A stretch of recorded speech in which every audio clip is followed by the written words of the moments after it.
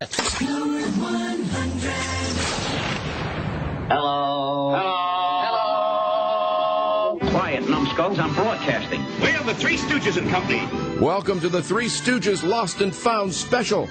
I'm Tom Bergeron, bringing you a collection of some great Stooge moments from the Howard Stern Show, plus, from my own personal archives, some never-before-heard interviews I did as a teenager with two of the original Three Stooges. If you're a Stooge nut like me and Howard, you won't want to miss it.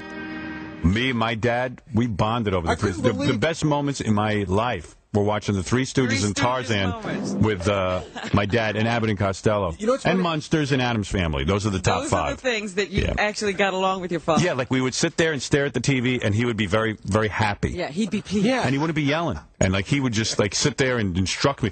Mama was very good because as I understand, analyzed. Yeah, he kept them in line. Listen, no shumps. They even like my dad didn't get actually that analytical. He'd watch anything Three Stooges. He'd watch. That kept him quiet. Yeah. We're here doing this special because I found the tapes. Now, if you don't know what I mean, it all started back in May of 2009 when I came on Howard's show to promote my book. I'm hosting As Fast as I Can. Tom is the current host of Dancing with the Stars. He's had a very successful career with Hollywood Squares. He's a top-flight announcer. He's considered one of the best in the business. And now he wrote a book. Hello. And he needs you to buy it because he wants a big success. Wow, he looks old.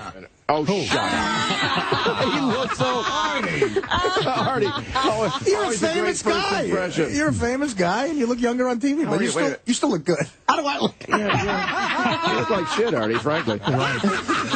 Tom, how are you? I'm good. How are you? Disney's going to fire this motherfucker. Tom, where did you grow up? Haverhill, Massachusetts. Okay. Yeah. Oh. Now, I was telling Robin, I started going through your book last night, the new book. And by the way, welcome to the show. Thank you. And thanks for always doing our various specials and helping us out. Always a pleasure.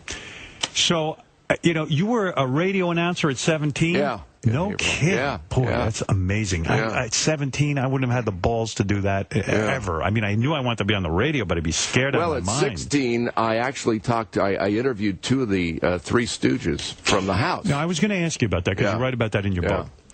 Oh, you didn't get to meet them in person? No. You got to interview Moe and Larry. Yeah. Wow. Yeah. That's 16 years old. I'm at the house. My folks are out. My sister's out. And I knew Moe and Larry were alive. I knew, Larry had a stroke or something like that. But he was in an old age home. That's Larry. right, in Woodland Hills, California. And so I thought, I'll give him a call. I'll call information in California. Wow. And information said, well, we have a lot of M. Howards listed, and we have one Larry Fine. I said, I'll take that number. I called, and his mother answered. His mother? How old was Larry Fine? Well, I thought the mother would be about 180, 120. And she said, no, it's not that Larry Fine, but I know where he is. We get a lot of those calls. He's at the Motion Picture Country Home in Woodland Hills. Wow. I called, 16 years old, my heart beating like a jackhammer. You were a big Three Stooges fan? Yes, Yeah, me too. with Curly. Right. Not so much. Then you get into Curly Joe and Joe Dorita. Forget it. It really falls apart. No, It was you want to talk about looking old, Artie. That's when you get to those shorts, then we're looking old. Curly Joe Besser. The original Curly was already dead, right? He died in 52, yeah. Right. Yeah. So what year are we talking about? So would this be the 70s, like 1971 or 2? Now, were you doing this live on the air? Or No, were you I doing was this in my house with a little suction cup connected to the phone into and this a tape is before recorder. you even got into radio? Yes. You just did it on your own? On my own. How brilliant. And so I call the Motion Picture Country Home, and the switchboard guy goes, yeah, Larry's here. I think he's playing poker. Let me check. So he comes back to the phone. He goes, can you call in half an hour? I said, yeah, sure. Call back. Again, Larry comes to the phone. Still distinctively that voice, even, suffering a little bit of the effects of the stroke. About 20 minutes into a really great conversation, he goes, do you want Moe's number? Wow. I said, yeah. So he gives me Moe's unlisted phone number. Wow. I call Moe's house. Moe's wife answers. Moe comes on the phone, and he's a little pissed because, who gave you this number? I said, Larry did. He went, Larry. That numbskull? Yeah. Why you? Yeah, I know. That's what it felt He like. wanted to take a hammer That's to right. Larry's Yeah. head. Hey, not so hot. But I then called them subsequent to those tape So conversations. Mo talked to you for how long? Like probably about 20 minutes, half an hour. And what did you talk to him We talked about the history of the Stooges. We talked about how they got no residuals when the shorts were in syndication. Do you still have the tapes? I have them somewhere.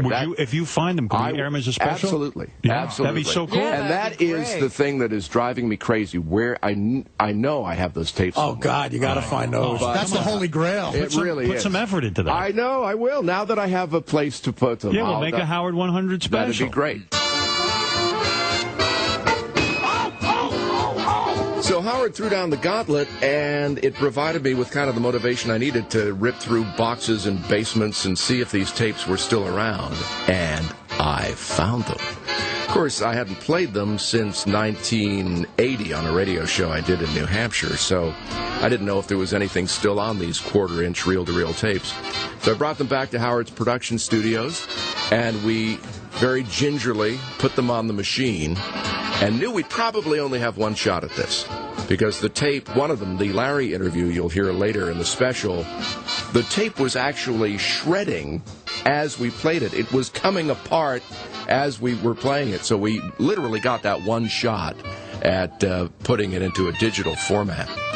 So there we were, a bunch of Three Stooges fans sitting in the production room playing these interviews, which I hadn't heard since 1980. The Mo interview, it was as if he walked off the set of a film, sat down next to me, and started talking.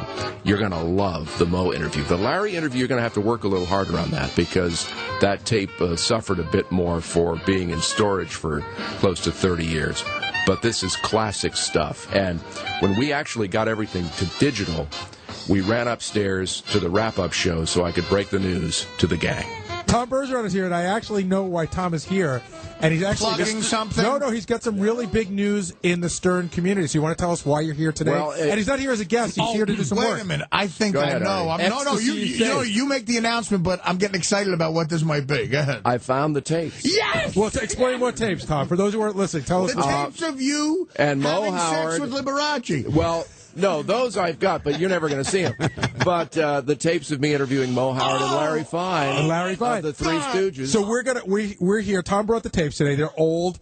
We're gonna listen to them. Already have. See what the quality is, and we want to do a Tom Bergeron, Mo Howard, Larry Fine, Three Stooges special. Yeah. Well, look. And you heard them already? Yeah. Well, Tom, I have to thank you because a lot of people come on the show and say they're going to do stuff. Like I know you emailed me like a couple days later, like I'm on my way up to this house. I hope that they're there. Right. And when you found them, so you really delivered on what you said you were going to do. Absolutely. No, and they held up well. Excellent. We can't That's wait to do the great, special. man. And that's very generous of you because that's valuable. And to bring them here, you're a good man. Thank you. I do what I can. Yeah. Okay, so here it is, the reason we're all here. This is part one of my 1971 interview with Mo Howard of the Three Stooges. I was 16 years old, sounding like I was going on 40. Check it out. Mo of the Three Stooges. Mr. Howard, thank you very much for taking this time to talk with me. Fine, I'm delighted to talk to you, and I'm most happy to be heard by your station and area. Thank you very much. What did you call me at the beginning? An instigator or something? Pardon? What was that name you gave me? An instigator? The ringleader. A ringleader. That sounds like mafia. Well, not quite. If I might, I'd like to ask you a few questions I know a lot of people are curious about. Go ahead. How did the Three Stooges begin?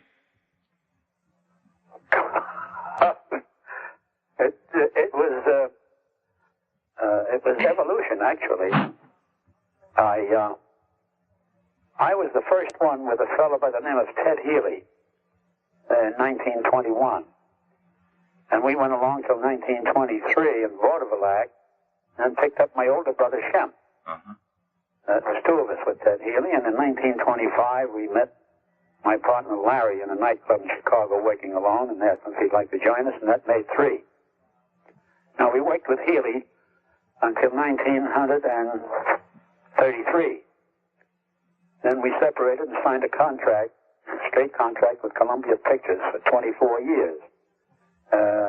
From 1934 until well, we finished in 57, but carried over into the beginning of 1958.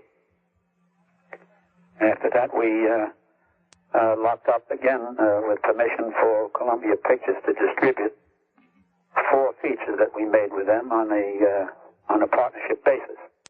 That was Hercules, Three Stooges in Orbit, Around the World in the Days, and The Outlaws Is Coming. And I've seen them all, I may add. They're quite funny. Then in between, we did one called Have Rocket Will Travel, and also Snow White and the Three Stooges for Fox. In the interim period, when you were making all these films, the third partner changed at various times. Yes.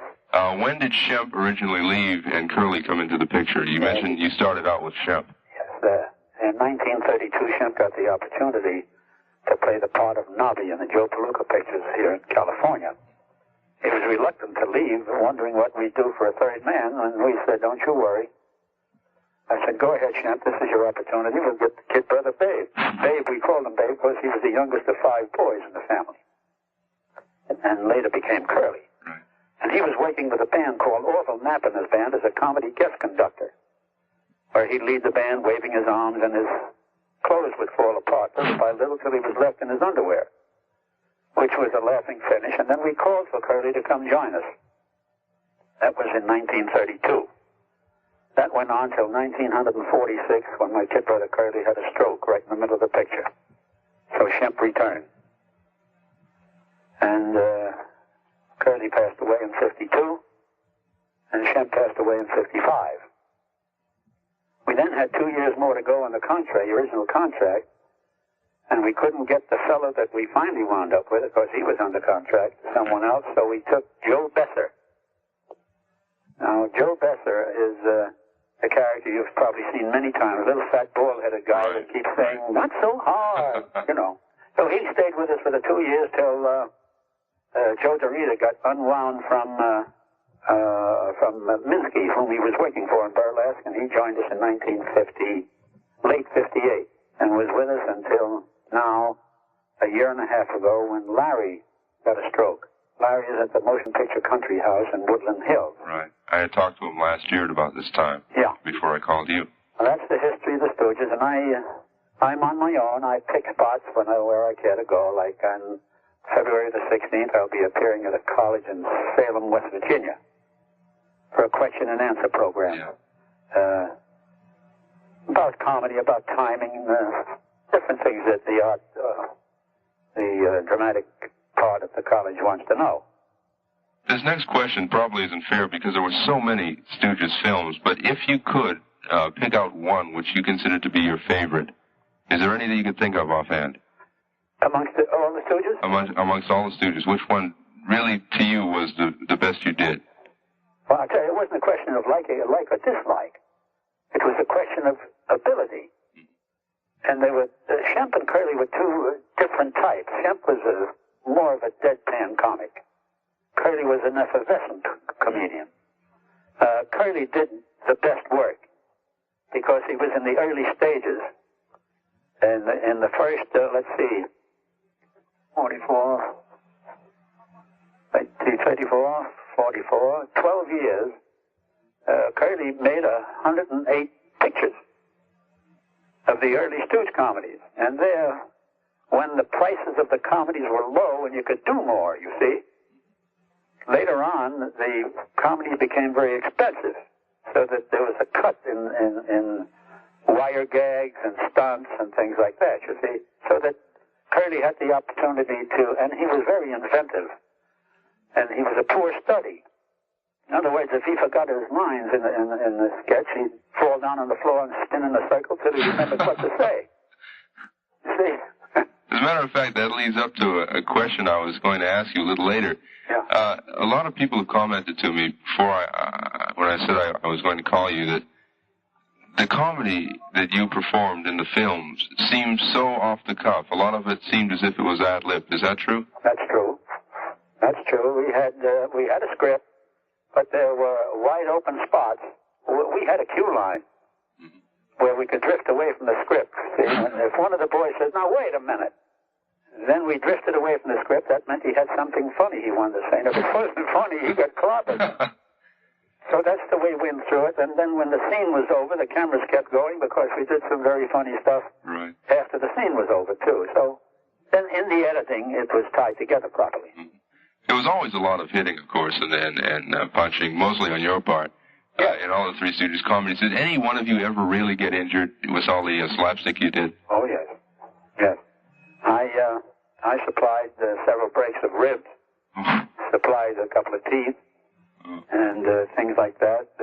Larry lost a couple of teeth, and we did a gag in one picture where we invented a fountain pen that writes under whipped cream. Here is our invention. Well, I'm dying to be the first one to see a fountain pen right under whipped cream.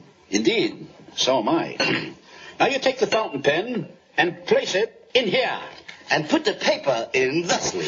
And pour the cream over all. Now turn the motor on to low. Low. It must turn slowly. Otherwise, it would overflow. And the machine that was working, Curly pulled the wrong lever and it started to speed up and the pen flew out and hit Larry in the head. Well, there was a protective element on his head, and the way they did it, you see the pen fly out of the scene. Then you cut the shot of him standing there, and the property man had a pen, a duplicate pen with two little screw eyes in it and a wire run through it so that he could throw that pen along the wire to Larry's head in a close-up. But the pen missed the protective little piece of tin that was made up, missed it, and the pen stuck in his head. This is preposterous. What next? Ow! Ow! Ow! Ow! Oh! He went on with his lines, but then when he pulled the pen out, there came black blood, red blood, all kinds of things.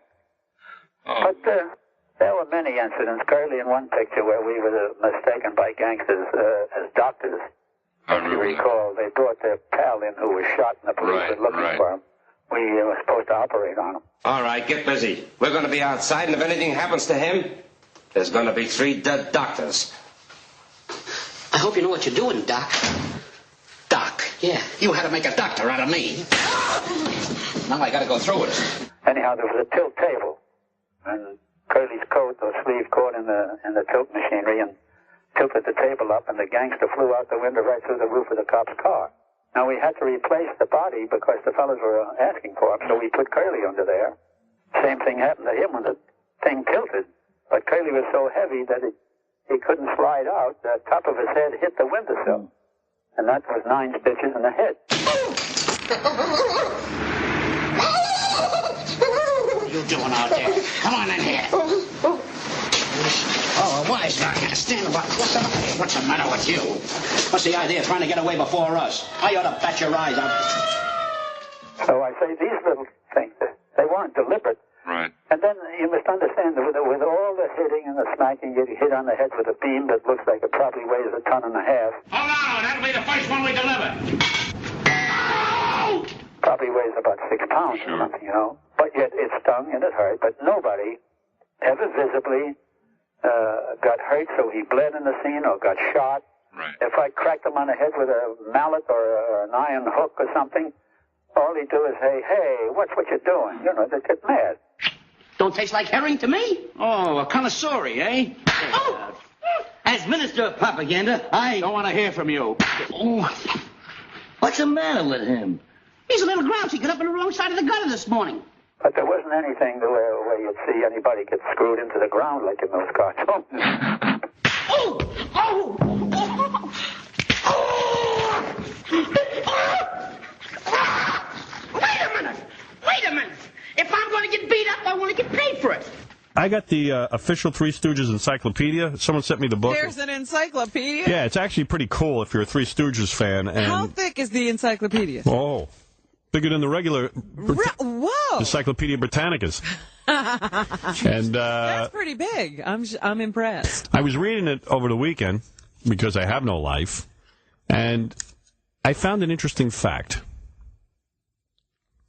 Larry of the Three Stooges, born Louis Feinberg, okay, First of all, I didn't know his name was Lewis. No. I don't know how you become Larry. Yeah, where do you get Larry from Lewis? Larry was barely out of diapers. He was born in 1902 in Philadelphia. Same year as Jackie. Yeah. Larry was barely out of diapers when he began singing, dancing, and otherwise schmaltzing it up for adoring parents and friends. Is that right? As a child, Larry had burned his arm with acid, an injury that required an unfortunate skin graft, and a very fortunate approach to therapy. In order to repair damaged nerves, Larry was given a violin and told to practice, practice, practice. Before long, Larry had turned virtuoso, developing an instinct for music and a facility with instruments that seemed to assure his future as a professional musician. And then what happened? Jesus. Well, there was another side to Larry. Larry loved to box. These guys were not typical Jews. He loved to box. He loved to box. Who ever heard of such a thing? Never heard of a boxing Jew. A boxing Jew? I don't know any boxing Jews. I think like Max Schnelling or somebody. Max Baer or somebody. Isn't that Jethro? Yeah. Larry loved to box. He was good at it. And Mo later speculated that it was Larry's boxing training that conditioned him to absorb all the punches Mo gave him. Knucklehead. All the punishment. Yeah. And he, you know. But it's a whole thing. But I thought it was interesting that Larry had gotten burned at a young age and became a violin virtuoso. I never knew that. You never saw him pick up the violin. They never exploited that in the Stooges, did they? No. Mo's real name? Moses Horowitz. Wouldn't have guessed that. Yeah. The same with Shemp. Shemp Horowitz. And Curly Horowitz. Curly Horowitz. They go into the whole story, too, about... oh, this is good. Here. Where is it? Curly, as a boy, accidentally shot himself in the foot while cleaning a rifle. Again, not typical Jews. Well, now, you see why he shot himself in the foot. Jews don't handle guns. Right. That's why Jews don't have guns. As a boy, he accidentally shot himself in the foot while cleaning a rifle, causing agonizing pain that persisted into adulthood. Oh. Mo speculated that it was his pain, along with a fear that his short haircut made him less desirable to women, that caused his brother in later years to drink heavily. You know, Mo did a lot of speculating about Well, I told you about this. Curly was a lady. Curly was married. You know guess how many times Curly was married? 8. 5. Oh. That's amazing for back then. The guy only lived. How old was Curly when he died? 33. No. 45. Yeah, not too old. Oh, youngster. I think I'm right. 42 or 45. I've been reading this all weekend, so my numbers are kind of screwy. But he's like, together. He was a real young guy. Yeah. But anyway, Mo speculated it was his pain, along with the fear that his short haircut made him less desirable to women, that caused his brother in later years to drink heavily. The drinking may have contributed to the stroke he suffered at age 42 on the set of Half-Wits. Jackie. An illness that forced his retirement from the Stooges. Curly married, 4 times, fathered 2 children, and died at the age of 48. So that's why I always wondered why he left the Stooges. He had a stroke. Yeah, it was real sad. He was laid up for a long time. Yeah, and it just devastated his body. And he was considered the good-looking Stooge when he was young, and then he got fat, and he had to get and they made him shave his head, and he freaked him out. He couldn't be a ladies' man. After he stopped being the good-looking Stooge, that wasn't it. Yeah, who wants to be a good-looking Stooge? Well, anyway, here's a dude who wants to give me some Three Stooges trivia. Hey, Howard. What's up? Yeah, the last Three Stooges that Curly played in. You know the name of it? I'll give it to you. It was called Hold That Lion. And what part did Curly play? I don't know. He was on a train, and he wasn't one of the Three Stooges. He was just like one of the people on a train. Oh, after the stroke. Right. He had hair and he had a beard. And they picked his hat up to see if it was the guy they were looking for, and he went into his Curly impersonation, like, woo, woo, woo, woo, woo, and then they just put the hat down. That was the last you saw of him. Wow. The Stooges. Wow. How about that? That's a good one. We just made it. Hey, the train's moving. We got no money for tickets. So what? We'll grab Slip, jump off the train, and take him with us. Yeah, Slip won't give us the slip again. Right. We search the train carefully and give everybody a close... Say, what's a good word for scrutiny? Scrutiny. Thanks. Go ahead. I don't see him anywhere. Maybe he's disguised. Psst. I'll bet that's him. Take it off.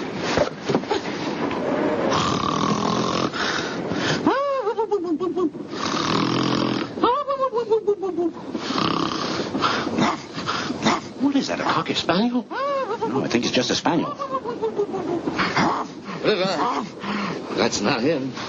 Hey, Howard. Yeah. Don't forget to watch the new Three Stooges movie. I'm not watching it. I'll tell you why. You were the one who was saying that was a good idea. I'm not watching it. Why? Here's the deal.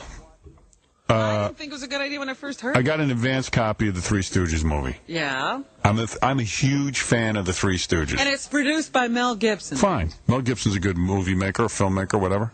He's got credentials. Pop it in. First scene up. Mo goes to this movie studio. You know, in real life. His wife says to him, she's putting on his jacket like he's going to work. Goes to the movie studio. He walks into a screening room. There's about 50 executives at like Paramount or something, and they're watching old Three Stooges movies. And Mo goes, doesn't know what's going on, so he goes to the head guy at Paramount, and he goes, you know, what's going on? It's Paramount or MGM, I don't know what company. So the guy goes, you know, we're looking at your old movies. We got this new thing, television. We're thinking of putting your old movies on television. And Mo goes, oh, great. Do you think I can get some money for that? They go, no, you're not going to get any money for that. You guys don't. You signed away all your rights, Mo. We're just and he's like, what? The Three Stooges. So right away, what it focuses on, and rightly so, is the Three Stooges got ripped off to the tune. They never made any money. They were so ripped off. They died poor. They lived, when they would go to Mo's house, you'd think Mo would be living in some palatial Hollywood estate. He lived in a little house in some residential neighborhood. And you want to know something? I can't handle seeing it. I feel real bad for Mo, because if Mo was alive today, he'd be Jim Carrey square. Jim Carrey puts out one good movie every 3 years. 20 million. The Three Stooges were putting out a movie a week, and they rocked those guys. Curly died like penniless, all upset, man.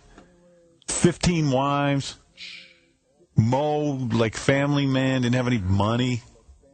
Larry died in an old age home. And who wants to see that? Still making money off of the Three Stooges. Yeah. They just didn't.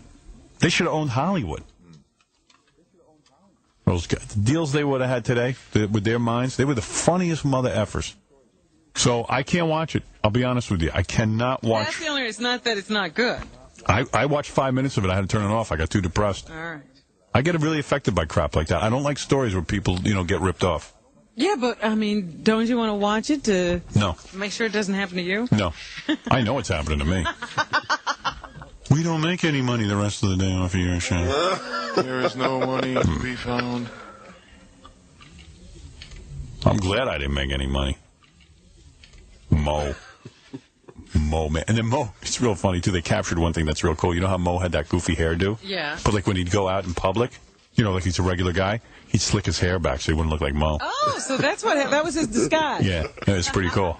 Because in the first scene, his wife's calling him, Mo, come on, you got to get to work. And he's like, 1 minute, honey, and he's brushing that hair back. The Mo hair. Mo hair. Mo hair. That's how they got that name, Mo hair. His sweaters were actually made out of Mo hair. He didn't have any money for sweaters. He had to use his own hair to make his clothes. Hey, is that Angora? No, it's Mo hair. Why, you? Mo hair. Why, you? Hey, Tom Bergeron again. Speaking of Mo hair, in part 2 of my interview with Mo, I asked him about his famous haircut and all of their haircuts and how they came about. And Mo also had some choice words for Jerry Lewis and Bob Hope. It's great stuff. Check it out. I was always puzzled when Beatlemania first started that there was such a ruckus about the Beatles' haircuts. Because after all, the Three Stooges, especially yourself, had a haircut like that, 30 to 40 years before. Oh, sure. And I was wondering, did you, how did the idea about the crazy haircut start, or was it supposed to be, an idea at all? Oh, no, this was something that happened when I was a very young lad. You see, my mother, I was one of 5 boys. I was supposed to be the girl that my mother had planned. Well, anyhow, I had curls down to my shoulders. She waked me up a half hour before the rest of the boys and twist these curls around her fingers. That eventually wound up almost to my shoulders. And I had to go to school that way. I bet that made for some interesting classes, didn't it? Oh, I had 3 fights on the way to school, 5 in the classroom, 5 on the way home. I was fighting every day. And finally, I had a friend who, when the fella got too big to hit, he and I would go back to back, and we'd fight anybody. So he wound up with so many black eyes, and so did I. I told my mother we got him in a game of football. His mother said, look, I know you're going with that Howard boy. Now you're not going with him anymore. So I got burned up about it, so I went to his house and I took his mother's scissors and I cut all the curls off right around the top of my head. And I never forgot what I looked like in that mirror when I looked up. It was the same bangs that I put on years later. And do you still wear the bangs now? Or oh, sure. You do? Yeah. Anytime. I can comb them down right now and they'll be there. Oh, really? How about now Larry and Curly's haircuts? Now, Shemp more or less had Shemp had long hair. He had it parted in the middle. He used to swing it over his ears. Yeah. So we even asked Curly when he joined us, how are you going to wear your hair? Larry's got wild hair. I've got bangs. What are you going to do? You had lovely brown wavy hair. Oh, he says, I'll be back here in 20 minutes. And he counted Went out to the barber shop and he got clipped like a cue ball. Came back with a cap on. Couldn't see it right away. In the later films that you did with Joe Besser, you all seemed to, in some of them, you all slicked your hair back. Was there any reason for that? We did a few pictures where we combed our hair back. Right. We just tried it to see what would happen. What was the reaction? Did you get much audience reaction? Not good. The reaction wasn't good. Everybody was used to your hair flying around then. Yeah. They didn't care if we looked a little nice. Yeah. Oh, aren't the characters? Yeah. If you could describe the philosophy of the Stooges, the characters, we get right into the characters of the Three Stooges. What would you say their role in society or their relation to the environment was? Well, the only thing I can say is that it was a well-planned setup, the Three Stooges. Larry was the pest. He was the fellow that was always in the way and got clobbered for it. How's that? Fine. Oh, my neck! How's it feel now? All right. That's good. Come on, what's the matter with you, nuts? Curly was the one that didn't move fast enough, so he got clobbered. Can you spell cat? Certainly. Spell it. Cat. K-I-T-T-Y. Pussy. I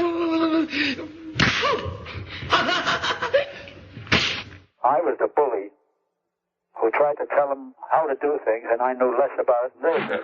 Hey, what's this stuff for anyway? Why, it's a cleaner, you chump. I know, it's auto polish.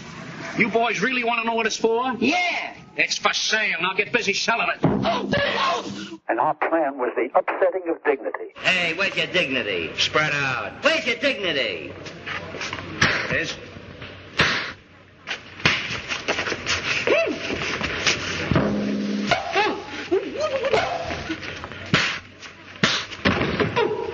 You smack a fellow with a high hat, and monocles and tails, smack him in the face with a pie, and the audience gets hysterical. Oh! Who do you think you're talking? So, you want to play rough, do you? Well... Wait a minute, lady. Wait, excuse. Because we're bringing this character down to their level. And don't try that hitting an old man or a kid or something like that. They'll hate you for it. So I say that our plan was always the upsetting of dignity. And always, if we decided we want to make a picture in society, then we opened as rubbish collectors. So that anything we later did in society was excusable, because what did rubbish collectors know about society, see? Sure. Jerry Lewis once said that what is funny is watching a person slip on a banana peel would only be funny if the person watching had once done it himself. Do you agree with that? No. The thing that's funny is if it happens suddenly, it's the fright element to the audience, hoping that the fellow could get up without limping.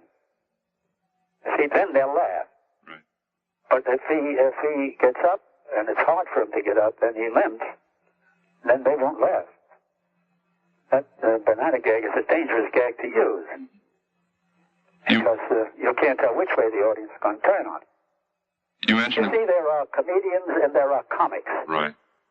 And there's quite a difference. You see, a comedian has things that he has writers to do and says funny things, like a stand-up comedian. Those things are written for the man. Where a comic can take any situation and make it funny without having funny words to say. And then there's a great difference. And I would say that if Jerry Lewis wasn't so egotistical, I'd say he's a great comic. There are a lot of people that agree with you on that point. I say. And in fact, we had his father in several of our pictures. Really? Yeah.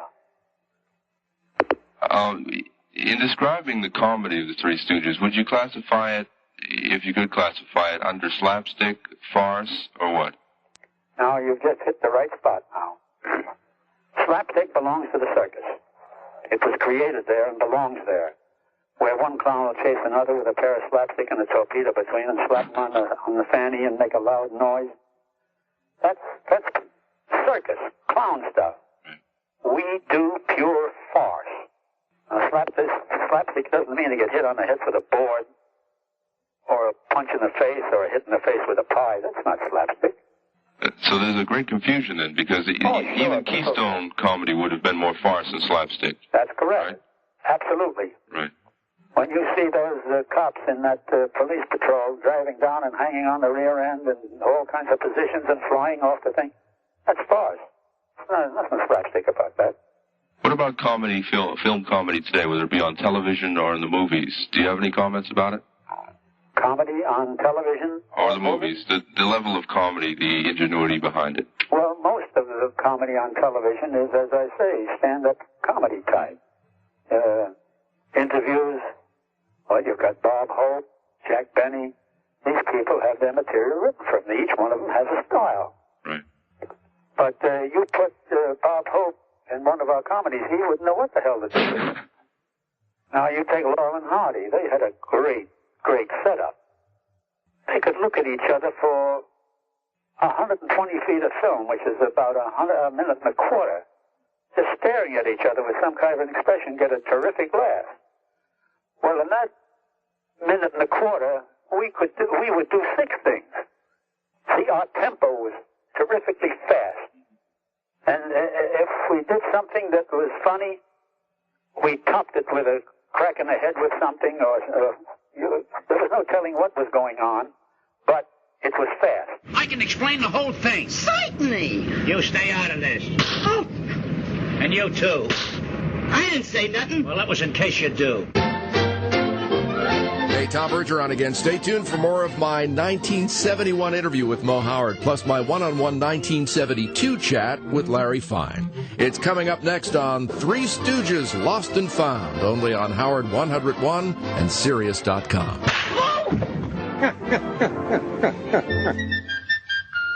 Around the world, then up your block. It's time for America to wake up. No more bullshit. This is it. It's a revolution. This is a Howard 100 News Brief. I'm Ralph Howard, the Three Stooges. You're listening to the Lost and Found interviews with more coming right up. Howard Stern was surprised to find out about a museum dedicated to the Three Stooges. It's Howard 100 News on the scene. Howard 100 News on the scene. I'd like to welcome all of Howard Stern's fans.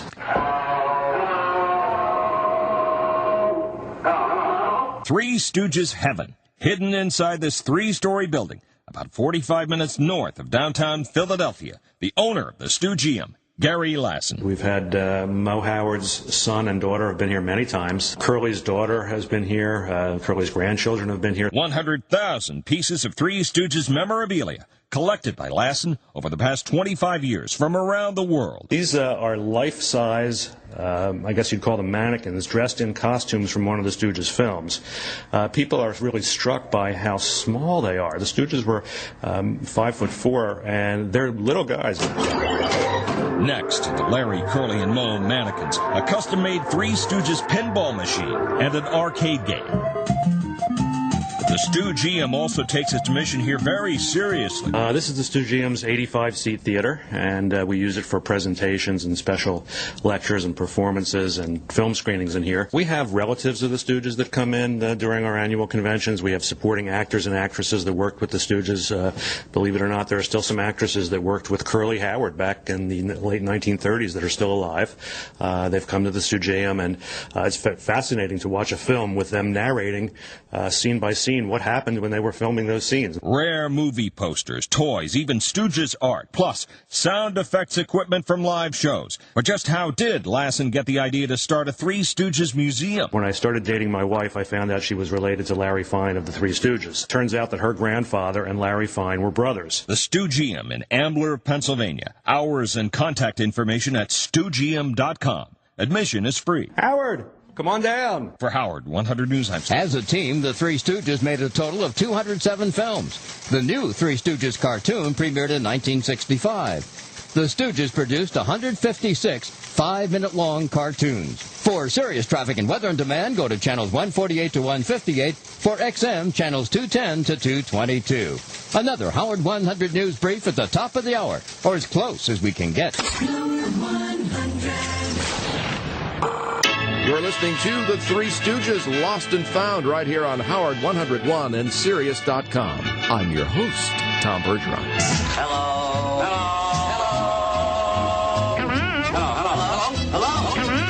We're not ordinary people.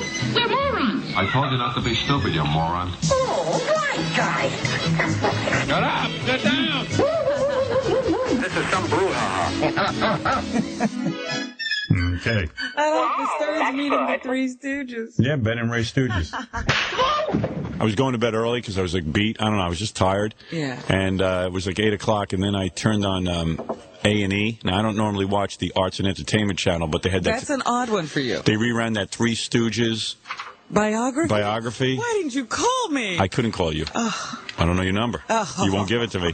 I would have liked to have seen that. But, you know, that's the second time I've seen it. It was so good. I've missed it every time. Look, they could send it over. They always send this stuff over. It was so good. I would love to, yeah. And the Three Stooges were like, you know, people say, you know, like, who influenced your life? And I always say Mad Magazine and the Three Stooges, and you know.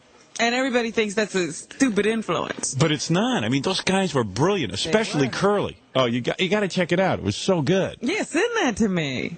All right. I'll send it to you. Talking to A&E now. Oh, I see. But it was pretty cool. But anyway, I dig the Three Stooges, and I love them, and I think they're brilliant. I mean, think that because everybody watches them, and it's like children's entertainment, they're underrated. Yeah, but it's not children's entertainment, and everything they did was really hard to do. You try to be that funny. You consistently make people laugh. I don't laugh at anybody like I laugh at the Three Stooges. The only thing missing from Three Stooges is fart and duty humor. Well, and they couldn't do it back then. They were clean and yeah, they would have done that if they were alive today. Can you imagine? Can you imagine punching Curly in the stomach and he lets out a big blast? Do you see what Jim Carrey's? The Three Stooges would have been much worse. Yeah. You know, it would have been like, you know, bonk. Never leave the TV. They would have been there you go. Today. They would have added that sound. Ahead of their time. See what Fred just said? See? In fact, all of their sounds would have been farts. It wouldn't have been about any bonking or. They were geniuses. They were geniuses. And they even show the scripts that the Three Stooges worked from, and then the studio would just let them do whatever they wanted. Like they'd have the script, but then they would go completely off the script. So they were really creating all of that stuff. Yeah. Nobody was helping them. They weren't created by anybody else. They were just actors. Yeah, there would be a basic plot maybe. Sometimes they would write it. I'm just saying they put in the humor. Yeah, no one else could do that. Yeah. By the way, if you needed any more proof that Howard is a huge Three Stooges fan, check out this bit from his earliest days in radio. This is from 1982. A younger Howard sounds less like current-day Howard than younger me sounds like current me. This is the WNBC years. It's a beaver break, and pay special notice to Howard's helium-induced Curly impression. All right, we're ready for our beaver break here. As you might know, the ward is in the hospital ready for a sex change operation, and his doctors sound amazingly like Mo, Larry, and Curly. Anyway, enough said. NBC. And now it's time once again for a beaver break. Starring Hugh Blomont, Barbara Billingsbush, Tony Cow, and Jerry Mattress as the beaver. Today, we find June paying Ward a visit in the hospital. Calling Dr. Mo, Dr. Larry, Dr. Curly. June, I'm a little nervous about this operation. Well, Ward, I'm glad you said that. It's my doctors. I think they're so strange. Whatever do you mean? Here they come now. Hey, weirdo, let me take your temperature. Oh, that hurts. Hey, wait, I gotta hit your knee with this hammer. Ow! June, I'd like you to meet Dr. Curly. Hello, Dr. Curly? Hey, Toots, how's about an operation? I'm an operator. Oh, my. Hey, honey, how about sitting on Uncle Curly's lap? You call yourself a doctor? Yeah, you can call yourself a doctor. You're the one who's sick. Hey, Mo! Hey, Mo! Shut up. Oh, yeah? How many fingers do you see? Wait, I can't see. I can't see. Why not? I got my eyes closed. Oh, June, I don't know about this. Tomorrow's a big day for Ward, or should I say, Wardtina. Doctors Mo, Larry, and Curly get to perform their magic. Tune in next time for a Beaver Break. Marvelous. That's marvelous. On the Howard Stern Radio Network. And I gotta tell you, the guy who played Curly in that episode really did a super impression. I can't get my voice up that high. You know? It's not funny. This is Steel Breeze at WNBC. All right, cats and kittens, that's Howard is a top 40 DJ at WNBC. His Curly impression may not have left much of an impression, but one member of the Stern Show family who did was voice artist Billy West and his unforgettable Larry Fine. Oh, Larry Fine from the Three Stooges. I had been doing that silly Larry voice for a long time. I thought it was just beautifully peripheral, and I had tapes of the guy in a nursing home. That's how much of a stooge homo I was, you know, where they were interviewing him. He goes, oh, you know, when Mo slapped you, you stayed slapped, baby. You know, and I just thought it was priceless. I'm silly. Don't make me mad. I'm losing my temper. I'm warning you. I'm warning you. I had never heard a Larry Fine impression. It was the most original impression I'd ever heard. And thinking about it now, I mean, everybody did Curly and Mo, but Larry Fine, my God. And it was so brilliant, so right on that I knew, of course, we had to have Billy with the show. Is Larry Fine out there? Yes, he's in the hallway. Why don't you get him? Well, let's introduce him to Leslie. Yeah, so I was thinking. Larry Fine stopping in to say hello from the Three Stooges. I thought he was dead. I thought everyone knew who he was. No, he's not dead. He's still here. He's going to be here this morning anyway. Hey, Larry, come on in. Hey, I'm warning you. You don't know anything about Woodstock. There he is. This bit isn't going to work unless you use these. Use these, I'm warning you. What is this? Come here, I got a secret for you. Come here, close, I want to tell you something. What is it? Right in the kisser. Hey, Fred, come here, I want to tell you something. Come here, Fred. All right. Hey, Robin, never mind. I don't want to get accused of anything. Yes. Hey, but seriously, you were the forgotten stooge. You really held things together. I was the forgotten stooge. No one ever cared about me. Curly got most of the attention, and Mo. If it wasn't Curly, it was Mo. And Mo got all the attention. I was the Keith Richards of the Stooges. If it wasn't for me, they wouldn't be anywhere. That's right. And you really know your music. That's amazing. That's right, Jackie. You disagree? Come here, I want to tell you something. Come here. Now get out of here. You still love that kind of slapstick humor. Slapstick, that's the key word. That's what made the humor work. Don't mess with me. I got home. My eye on you, mister. I'll give you one right in the kisser. I'm warning you. Larry, you'll like this. What? A nice glass tea? Yeah, nice glass tea. Weismeer. Zachem. Give me another iced tea. All right. Did you get laid at Woodstock? Did I get laid at Woodstock? Sure. Right on my mud-encrusted blanket. No wonder Mo didn't let you talk that much in those shows, those movies. Did you try to boff Allison Steele while you were making the Woodstock Minute? All right. Success. All right. Gourmet. Brighto. Makes old bodies new. We'll sell 1 million bottles. Oh, he's doing another... He's quoting old episodes. What do I look like, Mel Gibson? He remembers them better than I do. Here's Leslie West. Leslie. Good morning to you. By the way, Larry Fine is here in the studio. Really? I just didn't know his last name was Fine. We're even. I never heard of you either. Hey, come here. I want to tell you something. Hey, Leslie, come here. I want to tell you something. Yeah, Leslie, get a little closer to the phone. Yeah, Larry, what? There you go. I'd pull your hair out if I could get near you. You stole my hairdo. You started everything. Oh, I can't see. I can't see. What's the matter? I got my eyes closed. Oh, spread out. Come on. Anyway, you go ahead. So you're saying anyway, that, yes, we've got, the guy's name is Tommy Moe. Mo? Tommy Moe? Tommy Moe, Larry. Tommy Moe, Larry. The 100-yard stumble. Get Curly Joe. Tommy Moe, wasn't he the one who took over after Curly Joe died? Go on out of here, you. I'll murder you. Get out of here. So you see me win a gold medal? Get out of my way. You know the Three Stooges were Jewish? No, really? Yeah. All three of them? Yeah. Larry Fine. Mo Howard, though. Shalom. That's the Larry Fine bar mitzvah tape. And then Shemp, they were all Howards. Shemp, Mo, and... Howard is a Jewish name? I think so. Hey, Curly, how do you like my chink haircut? They went for all ethnic. Wasn't Mo Larry, wasn't Mo Jewish? Mo was a Jew. Yeah? And Curly was his He lived brother. to be an old Jew. And wasn't Curly his brother? Curly was his brother. Right. The Howard brothers. Right. And they started off in vaudeville. Right. I just never thought of them as Jews. Well, we were all Jews. You can catch us this weekend at the Jewish Singles.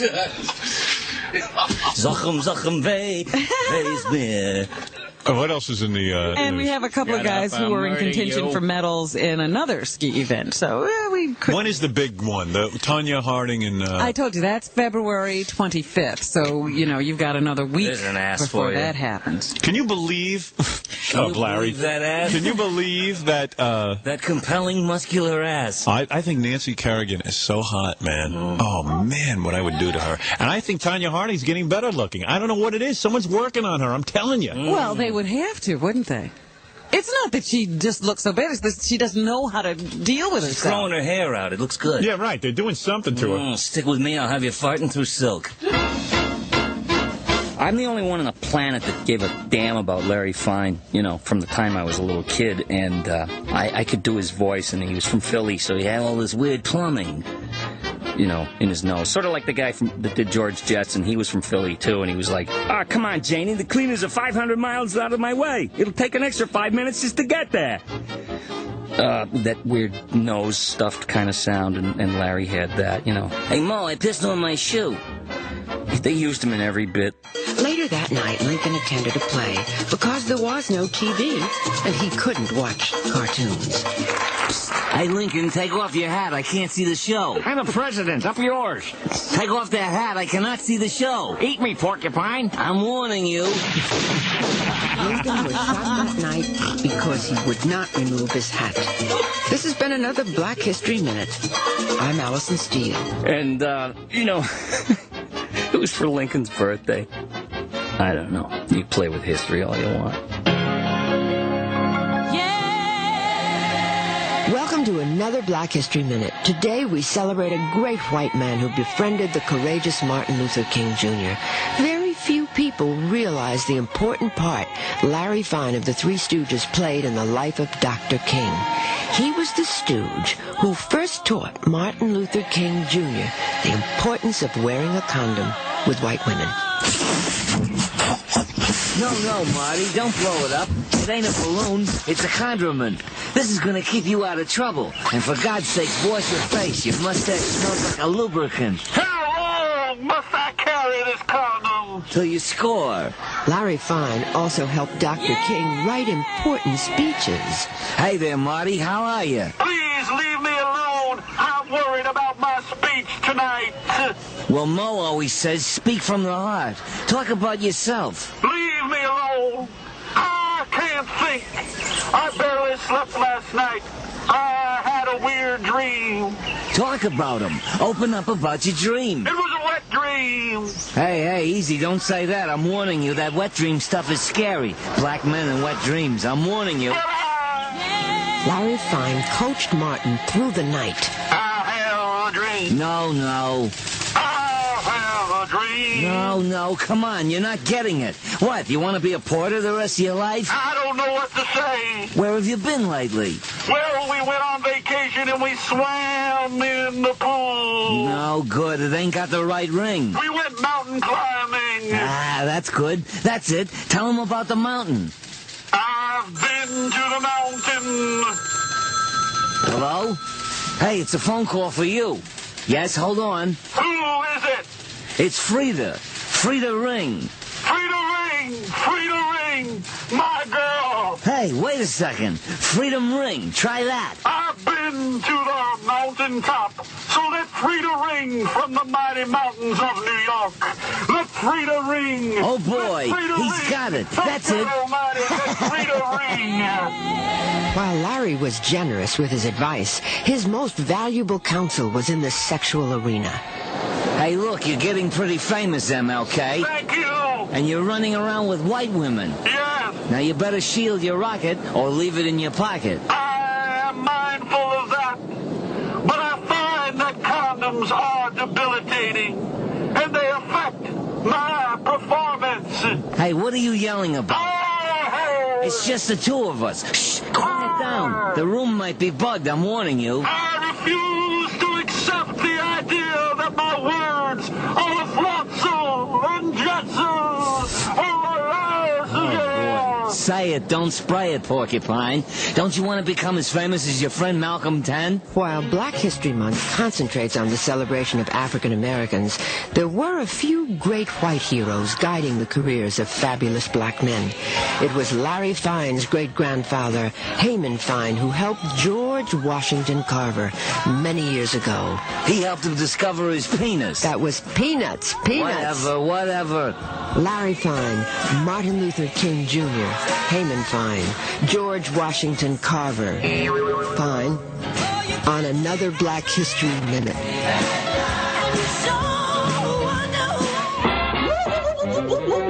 Hey, Tom Berger on again. So while Billy West was able to create a whole alternate Zelig-like history for Larry Fine, I got to talk to the actual Larry Fine. But if you remember earlier, I mentioned that Larry had indeed suffered a stroke, so his voice was a bit strained. Also, we had a problem with this tape. Now, this tape, you got to remember, came from 1972 and was in a cellar for 30 years. So it doesn't really stand up the same way the Mo interview did. As a matter of fact, when we put the reel on the machine to transfer it to digital, the tape was shredding right in front of us. And you'll hear that the interview sort of just cuts off at one point. But we thought, in the interest of history, and just to counter Billy's version of Larry, we'd play the entire thing for you. So adjust your hearing aids, because you're going to have to a little bit on this. This is from 1972. This isn't the first time I talked to him. This is about the third time I spoke with him. So you can hear my own tone is much more relaxed than it was with the Mo interview I did in 1971. Here is me at the age of 17 years old from my house in Haverhill, Massachusetts, talking to Larry Fine.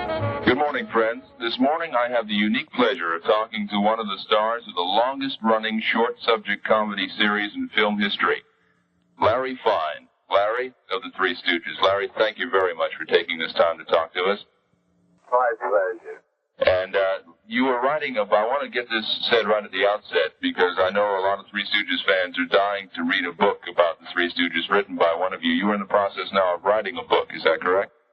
Well, I wrote one, but I'm right now, which I think they'll like very, very much. I know they will. I mean, there's so many Three Stooges fans waiting to get some type of statement in print from one of you, Mo, Larry, about your career. And that's what I want to talk about a little bit now. Not so much your career with the Stooges at first, but your individual career. When did you get started in show business?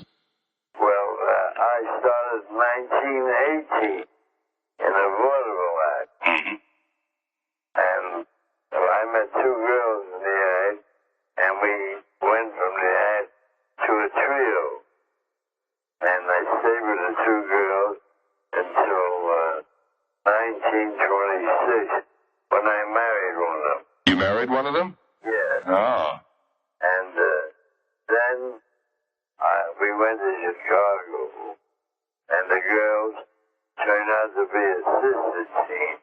There's Mike, the promoter of a cafe there, felt that the two girls alone would be a better attraction than a man with them. So you were left out in the cold? Well, I went to the single, and that's where I met a man called Ted Healy. At the time, was doing a music comedy show in Chicago. He had Chimp with him. Right, that's Mo's brother, right? The old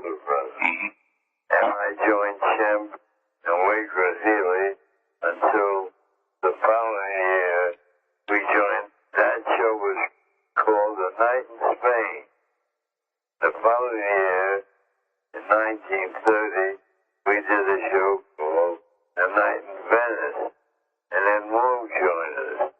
It became Chef Moe and I. In 1930, we went out to Hollywood and made a picture for Fox called Soup to Nuts. And then we came back to New York and were signed for the Schubert passing show. However, Mr. Healy and Mrs. Schubert got some legal entanglements. We went out and watered them. And Shemp stayed with the Schuberts. And we had to take his kid brother Curly. See, Moe, Shemp, and Curly were brothers. So Moe, Curly, and I came with Healy to Hollywood in 33, where we signed with MGM till 34. Then we signed with Columbia. We stayed with Columbia till now. Now, I talked to Mo Howard about a year ago, and he told me something that really surprised me. The contract you signed with Columbia, I believe, was for something like 25 years or something like that? 24 consecutive years. Which was, as I said in the introduction, I'm quite a connoisseur of short subject film, and I know for a fact that the Three Stooges were the longest-running film comedy team for short subjects in film history. I mean, you outlasted everybody, even Laurel and Hardy. I don't think anybody else had a contract that long. I don't know of any, as a matter of fact. One thing I want to get into, because I know you did it in a couple of the Three Stooges shorts, and I know from reading your first book, Stroke of Luck, that you did it on stage in vaudeville before meeting the Stooges. You played the violin. Oh, yes. Hey, fiddler, give us that weasel tune again.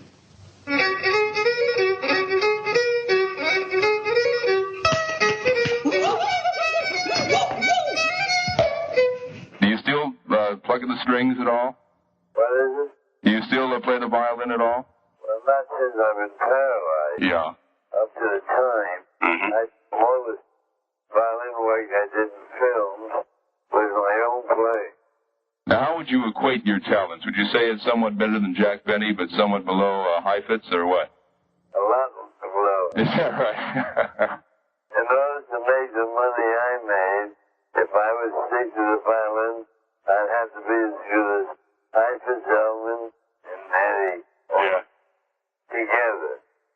That's something. Now, you made a film which hasn't been released yet, which interested me. I don't have the name of it in front of me here, but it is a film about the three of you retiring from show business, and it deals with ecology and such things. Called Kook's Tour. Kook's Tour. K-O-O-K-S. Mm-hmm. And that, in your first book, you mentioned that you were still under negotiations to release the movie. How are those negotiations coming? I don't know, really. Mm-hmm. Because I never finished the picture. I got sick. Is that all? Yeah. And while we were shooting it. Mm-hmm. But they're doing now is trying to find a proper ending to it. Right. One that satisfies whoever's going to put. You've worked with so many of the big names in Hollywood in its early years and later on, and two of those names are two of the giants of comedy, Charlie Chaplin and Buster Keaton. And what type of man was Charlie Chaplin to work with? Well, I don't think it's actually, as a star, nobody can top him. Yeah. He's a genius in my way of thinking. Was he? Now, it's been said by people that worked with Chaplin that he was very temperamental and hard to get along with. Did you find that? That comes from the fact that he was a perfectionist. Mm-hmm. I've seen the time when he was dissatisfied with a day's work, and he threw it all away. Is that right? Start all over again, regardless of course. If he didn't think it was perfect, he wouldn't release it. Was Buster Keaton much like that? He's often been compared to Chaplin. Happy-go-lucky story. Is that right? He smiled a lot more off-screen than on, I take it. But a great talent, yeah. One of the things, the characterizations for the Three Stooges are known by everybody who's watched them, of course. Mo, the mean one that always bosses the two others around, Curly, or the progressions with Shemp and Joe DeReader and so on, were sort of the bumblers. And you always seem to get stuck in the middle. Yeah. You always seem to just get slapped for doing not much of anything. Well, we figured what fits the character. Yeah. Stuck to that. And that might be part of his success. We don't know. We don't care as long as people go. Right. Now, was Curly much like his on-screen character? How different was Jerry Howard off-screen than on? No different. Is that right? That was it. That really? On and off at all times. Mo told me an interesting thing, that when he'd forget his lines, and I didn't know this, that's when he'd drop on the floor and spin around in circles. And he did a lot of things of his own originality, you know what I mean? Yeah. Very original. You all did a lot of ad-libbing, I take it, in the films anyways. We figured, and they get cut out if it wasn't funny. Sometimes it turned out to be funny as the script, which was haphazard at best. And then quite funny, as a matter of fact. There's so many people that enjoy the Three Stooges even today. They're on in Boston for an hour at 4 o'clock in the afternoon here. And you can go into any bar and you'll find people, grown men and kids in colleges and things, just glued to the television sets. That's amazing after all these years. Well, years don't necessarily dim good comedy. That's the philosophy, I think. One thing we're very proud of, we never did anything dirty. That's very true. One thing, you don't have to be dirty to be funny. Right. That's very true. What are you studying at college? Pig Latin. Atwe aye uye uinde unite. You wouldn't know a thing about that, would you? Oh, nay. Get out of here. Hey, modern-day Tom Bergeron again. That was Larry Fine with Usile Albay. Lucille Ball from Three Little Pigskins. And that's my Larry Fine interview from 1972. Right now, as we get to the end of this Three Stooges special, let's see how much you've learned. Let's get quizzed along with Howard. Hi, sweetheart. Oh, that's me.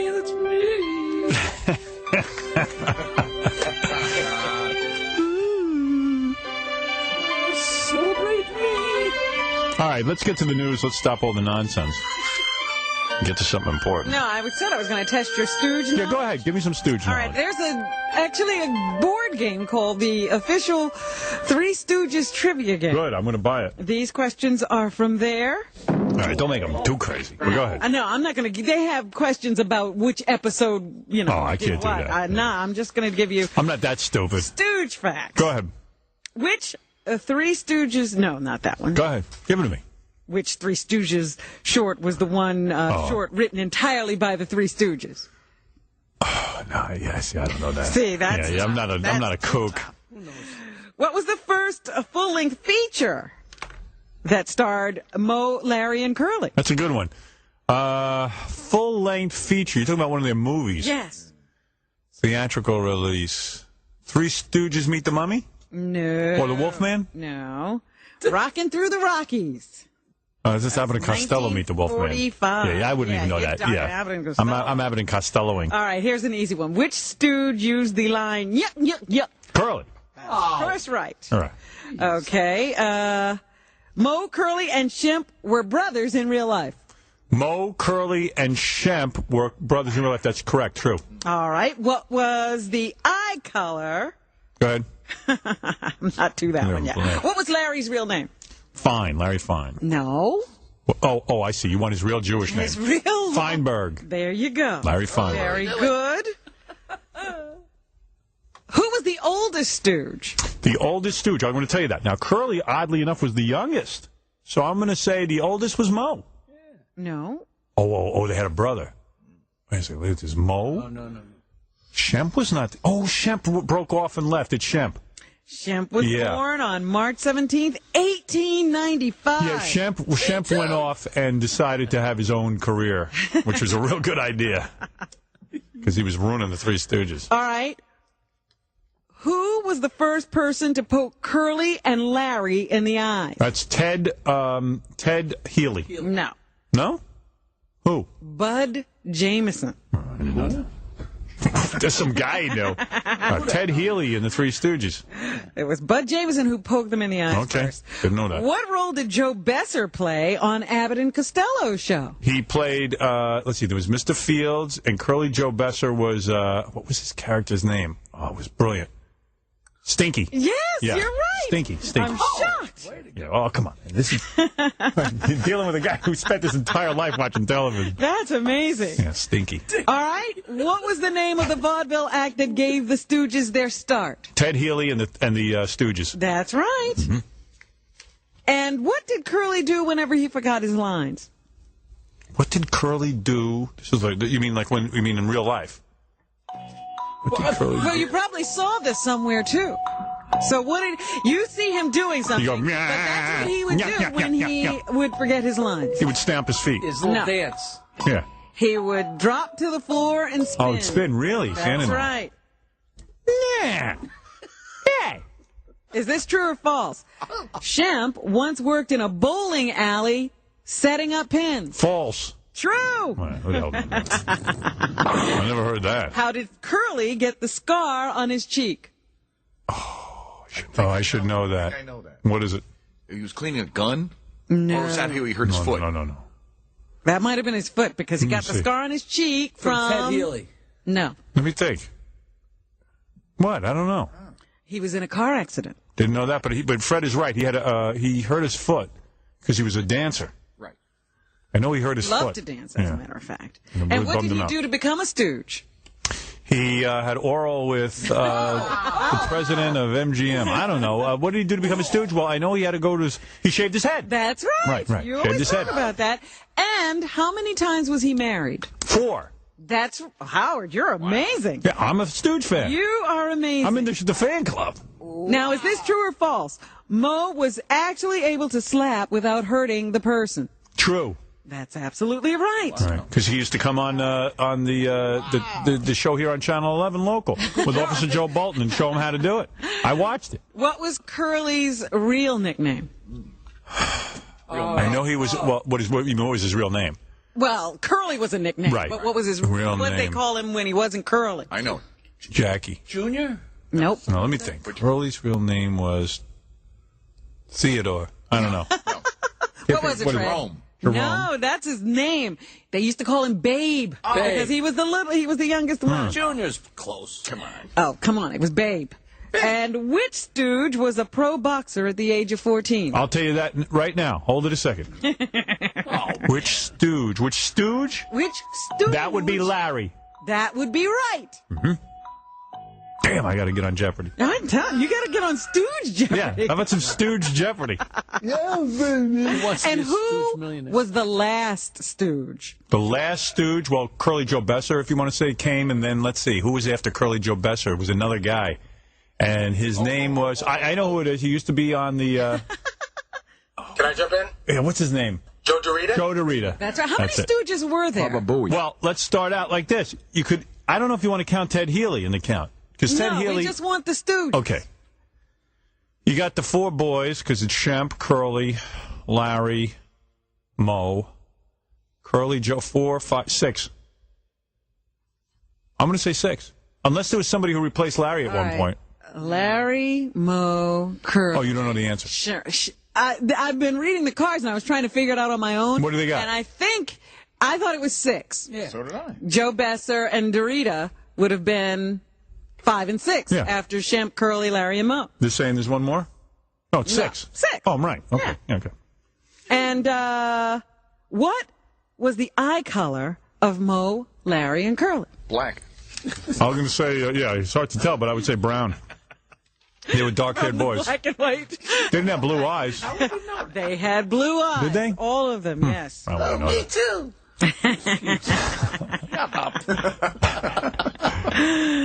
Which stooge began his career working with a professional magician?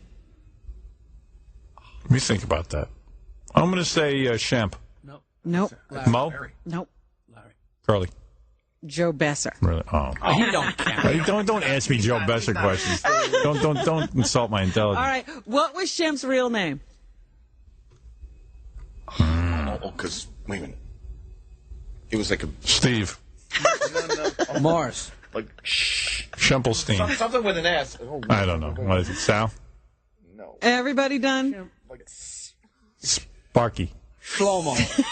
Shlomo the homo. Because the mother couldn't say the name.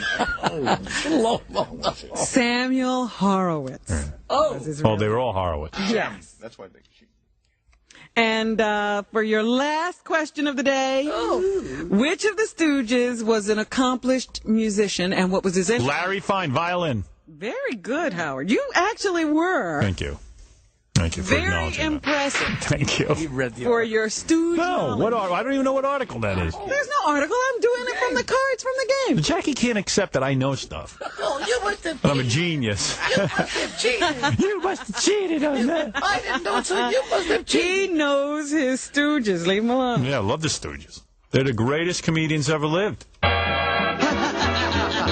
Hey, Tom Bergeron again. Before we get to the last part of my 1971 interview with Mo Howard, I just wanted to say that I was a 16, 17-year-old kid when I talked to Mo and Larry, and I talked to each of them probably a half a dozen times. I didn't tape it all the time because sometimes I was just calling to say hi.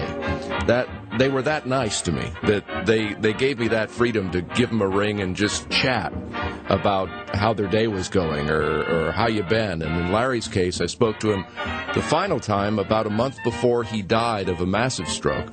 Interestingly, it was when he sounded most like himself. I actually thought he was getting much better at the time. But these were great guys, not only in the movies, but to a teenager from Haverhill, Massachusetts, who had the brass balls to call them from his parents' kitchen one night. I've always been really appreciative of that kindness that they showed me. This is the last part of the interview that I did in 1971 with Mo Howard. Before I get to that, though, I got to tell you, one of the times I called Mo, we were doing a fundraiser at my high school in Haverhill, Massachusetts. We were showing Three Stooges shorts, and just to show you how nice a guy Mo was, I decided, wouldn't it be cool if Mo actually said something to all these high school guys and gals who came to see these movies? So I went to the principal's office. I called Mo's house. I said, Mo, it's Tom Bergeron. He said, oh, how you been? I said, good, we got this charity thing going on. Would you, I have my little tape recorder, of course, would you address the audience?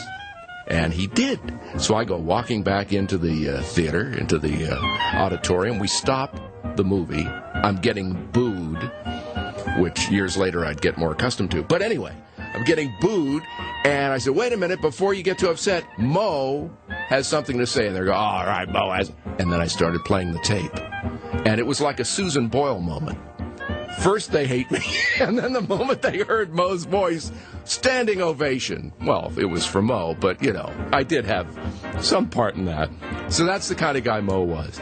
This is the last part of the interview. He talks about how he felt about parent-teacher associations. He wasn't as fond of them as I was of him. In your comedies, you mentioned, of course, one of the more typical themes in the Three Stooges movie where you start out as paupers and then you're thrust into high-class society. Yes. Was that the basic Three Stooges theme, or did they vary at times? Oh, sure, they varied. There was one called Hoi Polloi, the society picture, which my wife wrote.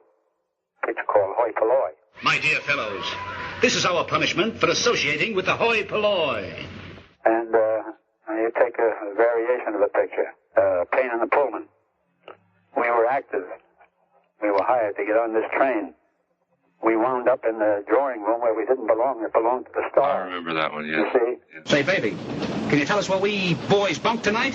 Why, yes, that's your drawing room down there. Okay, honeysuckle, we'll be seeing you later. All right, boys. The manager, every time they hollered from Mr. Johnson. Johnson! Johnson! He'd pick his head up and crack his head on the bottom of the berth and come out. And then we had a monkey in the train, if you recall. Right. And we had one where we were on our way to court. We had sued someone. I think the name was Disorder in the Court. Mm-hmm. We were driving down in our Ford with big pipes sticking out the front end, the back end. Stopped in traffic, and the pipes went through the rear end of a car in front of us. Smacked the guy right in the head. He came out and argued. We smacked him around a little bit, and finally, when we got to court, he was the judge. So that's the way we got ourselves wound up in different things, like the used chariot salesman in Egypt. Oh, yes. And I Want My Mummy, where we were down in there. We got by taxi into the Sahara Desert. Many, many diversifications of comedy. A few years back, of course, the Three Stooges are back on television in Boston. They're bigger and better than ever. But a few years back, there was a lot of controversy about the Three Stooges comedies, which eventually found them taken off in Boston. And that centered around the idea that, you know, the hitting, the farce. Yeah, well, you see, that happened in Cleveland, too. The ones that started out of the Parent-Teachers Association. That have nothing else to do but stick their noses in spots where they don't belong. But in Cleveland, they took them off the air and then asked this child psychologist, I forget her name, she's known the world over, asked her to look at a Three Stooges comedy or two and tell them what she thought about the violence and what effect it had on youngsters watching it. Right. And she said to the Cleveland station, "You don't have to send me any comedies. I watch those boys." And no child could get anything bad out of the Three Stooges unless they were problem children to begin with. And if the mothers were so concerned, instead of sending the child away to go turn on television to get rid of him, they should take the child and tune in the station that they want them to watch. Today it's done by a thing called Sesame Street. You see, that's where the wrong is. And then they put the stuff right back on in Cleveland. Well, we're just about... They let the kids watch these westerns where 9 men get killed, they shoot off a roof and fall on their heads down into the street, get dragged by horses. Right. This is fine for the kids. That's fine. The blood runs and everything else. Another thing I always thought curious was in the daytime on the soap operas that they have, they'll always indulge in subjects which are related to intimate sex, this type of thing. And this is when the child is most apt to be awake and watching television. Sure. Whereas until recently, with the dawn of All in the Family, prime time was a time of taboos and steering away from controversy, which seemed a little odd. Yes, it's very odd to me, too. You know, if you get a group of women together that can't accomplish anything in one direction, they try to destroy something in the other. Right. But they should, if they're going to talk about something, be fair. They should see about those westerns. And other ones, other things that go on. Well, last time I talked to you, you were saying you were in the process of writing a book. How's it coming? I'm still in the process. Still in the process? In fact, when I finish talking to you, I'm going right back to it. Good. We'll be looking forward to seeing it. Mr. Howard, I thank you very much for taking the time out to talk to me and our listeners here at WHAV. And I wish you much happiness. Thank you very much. Thank you very much. Happy New Year to all of you. Yeah, same to you. Goodbye. Well, that wraps it up for this Three Stooges Lost and Found special. I'm Tom Bergeron. I want to thank Howard for giving me a wonderful home to finally air these tapes that I recorded back when I was 16 and 17 years old. You can hear about my Stooge interviews and many others in my book and audiobook I'm hosting as fast as I can. In the Harmonic Convergence Department, 2009 is not only the year I finally, with Howard's urging, found these tapes in storage, it's also the 40th anniversary of Woodstock. So it seems appropriate that we leave you on this special with arguably the greatest Stern Stooge bit of all time, a Woodstock Minute with Larry Fine. Did you think we wouldn't play it? I'm Allison Steele, the Nightbird, with a Woodstock Minute. Very few people realize that most groups appearing at the Woodstock Festival did not make it into the Woodstock movie. Artists such as Leslie West and Mountain, Creedence Clearwater Revival, and the Jefferson Airplane. But the most glaring error was the omission of Larry Fine of the Three Stooges, whose backstage contributions were the backbone of the festival. Oh boy, this is beautiful. It's beautiful. Hey, who is that ugly broad? Janet Joplin? I wouldn't f*** her with Shemp's d***. Yes, Larry Fine was feeling no pain. Hey Mo, I'm getting dizzy. What's hashish? It wasn't long before the crowd was won over by Larry as he led them in the infamous rain chant. Hey, come on, you ass. sing. It's raining out. We gotta make it stop raining. Larry got to know stars like Jimi Hendrix. Hey, Jimmy, is it my imagination, or has Santana's drummer been taking a solo for a day and a half? Hey, man, Larry, you are so cool. Thanks, Jimmy. Hey, Jimmy, who's the darky with the needle in his arm? That's my good friend. We experiment with drugs together. Larry was asked to make several stage announcements, which wasn't so easy because he was drunk. Oh, please don't eat the brown acid. I'm warning you. Please get off those towers. I had long hair before any of you jerk-offs. Get on off those towers, you hard-ons. Don't eat the brown acid. I'm warning you. And somebody find me a whore. Larry advised many of the up-and-coming stars like Country Joe and the Fish. Hey, psst, Mr. Fine, excuse me, you got a minute? Hey, Country, how you doing? Hey, what are you and the Fishes gonna do when you get out on stage? Oh, man, I don't know what to do. I got no ideas. I got it. Why don't you go out there and spell f***? Hey, man, great idea. Now get out there before I take an axe handle to your colon. Country Joe was truly inspired. Give me an F! Go for it, Country. Give me a U! Hey, don't forget the K at the end.